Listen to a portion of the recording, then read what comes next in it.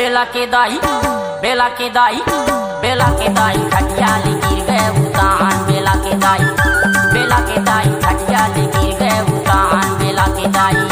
बाबू के दादा तोरे चमगड़ है परान बाबू के दादा तोरे चमगड़ है परान बाबू के दादा खाके छे दबरा अब गिर गए मुंह भरा खाके छे दबरा अब गिर गए मुंह भरा खाके छे दबरा अब गिर गए मुंह भरा बेला के दाई खटिया ले गिर गए उतान बेला के दाई खटिया ले गिर गए उतान बेला के दाई। बाबू के दादा तोरे चमगड़ है परान बाबू के दादा तोरे चमगड़ है परान बाबू के दादा।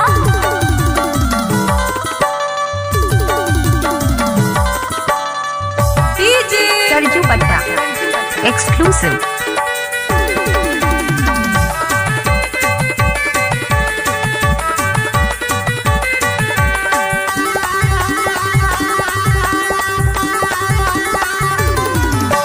खटिया माँ खटिरवा चाबे भुईमा चाबे फुर्ती कथरी में सूते चिलरा चाबे राते दीना भुक्ति।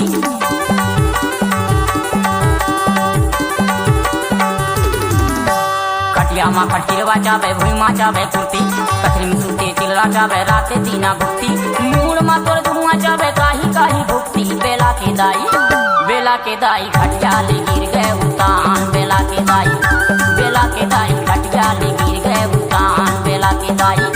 बाबू के दादा तोरे चमगड़ है परान बाबू के दादा तोरे चमगड़ है परान बाबू के दादा।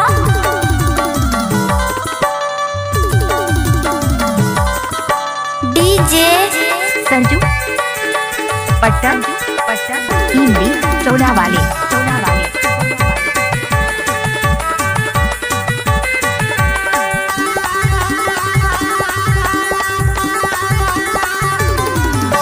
चार पाँच दिन सादे नहीं खसर खसर खजवाए काम गुता मजाए नहीं मोर तन मांग लगाए।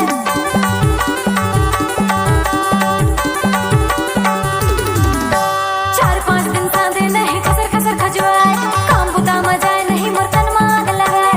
या सब हाडो का नहीं पावे कोनो ठोका बाबू के दादा तोरे चमगड़ है परान बाबू के दादा तोरे चमगड़ है परान बाबू के दादा। बेला के दाई खटिया ले गिर गए उतान बेला के दाई खटिया ले गिर गए उतान बेला के दाई।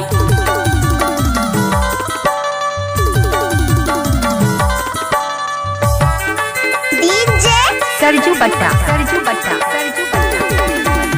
नाचने वाले के पास दम नहीं है तो सरजू भाई डीजे बजाने में किया करेगा।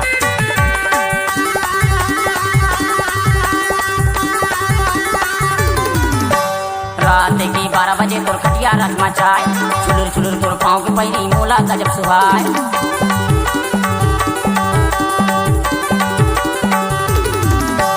रात के 12 बजे तोर खटिया रखमा चाय छुलुर तोर पाँव के पैरी मोला गजब सुहाय। भरे हवा कुआं जैसे मोड़ मा तोर जुआ बेला के दाई खटिया ले गिर गए उतान बेला के दाई खटिया ले गिर गए उतान बेला के दाई। बाबू के दादा तोरे चमगड़ है परान बाबू के दादा तोरे चमगड़ है परान बाबू के दादा। खाके छे दबरा अब गिर गए मुंह भरा खाके छे दबरा अब गिर गए मुंह भरा खाके छे दबरा अब गिर गए मुंह भरा बेला के दाई खटिया ले गिर गए उतान बेला के दाई खटिया ले गिर गए उतान बेला के दाई।